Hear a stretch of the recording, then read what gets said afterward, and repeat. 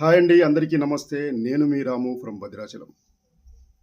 Commercial హంగులతో, vulgar కంటెంట్లతో వస్తున్న నేటి తరం సినిమాల మధ్య ఒక ఆణిముత్యంలా ఆవిష్కరించబడిందే భరతపుత్రుడు సినిమా.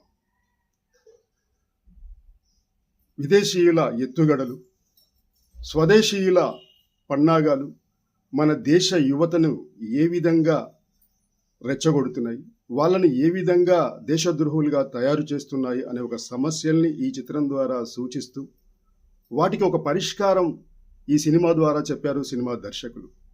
సో దేశభక్తి సందేశాన్ని, యువతని సన్మార్గంలో నడిపించే అంశాల్ని, అణగారిన జీవితాల అభివృద్ధిని, ఓటు ప్రాధాన్యతను ఈ సినిమా ద్వారా చెప్పారు.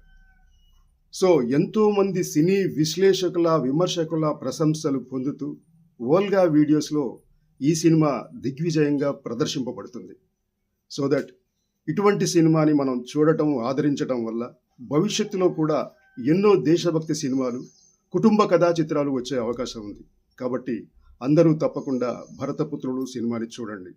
Please watch Bharataputrudu on Volga videos. Thank you.